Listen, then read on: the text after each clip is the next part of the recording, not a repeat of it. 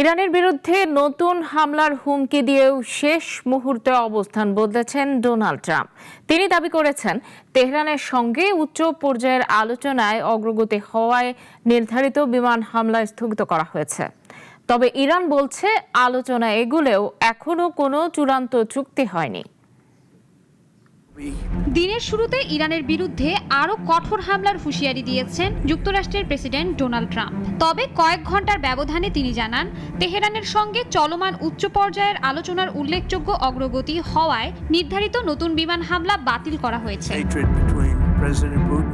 ট্রাম্পের দাবি, দুই পক্ষের মধ্যে একটি সমঝোতা স্মারকের খসড়া প্রায় চূড়ান্ত পর্যায়ে রয়েছে। তার মতে চলতি সপ্তাহের শেষ দিকেই ইউরোপে এ চুক্তির স্বাক্ষর হতে পারে। তিনি বলেন, চুক্তির মূল উদ্দেশ্য হল ইরানকে স্থায়ীভাবে পারমাণবিক অস্ত্র অর্জন থেকে বিরত রাখা। একই সঙ্গে চুক্তি স্বাক্ষরিত হলে হরমুজ প্রণালীতে যুক্তরাষ্ট্রের নৌ অবরোধও দ্রুত প্রত্যাহার করা হবে বলেও জানান তিনি। তবে ট্রাম্পের আশাবাদী বক্তব্যের সঙ্গে পুরোপুরি একমত নয় তেহরান।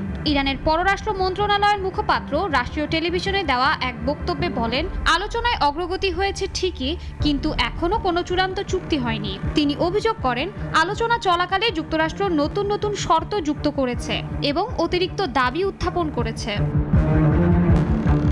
এদিকে উভয় পক্ষই আলোচনায় মধ্যস্থতাকারী হিসেবে কাতারের ভূমিকার কথা স্বীকার করেছে। ট্রাম্প জানিয়েছেন, মধ্যপ্রাচ্যের আঞ্চলিক মিত্রদের সঙ্গেও এ বিষয়ে আলোচনা অব্যাহত রয়েছে।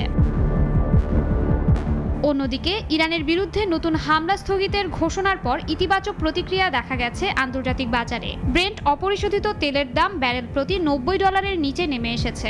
পাশাপাশি যুক্তরাষ্ট্রের শেয়ার বাজারও ঊর্ধ্বমুখী অবস্থায় দিনের লেনদেন শেষ করেছে। শাশ্বতী সরকার, নাগরিক।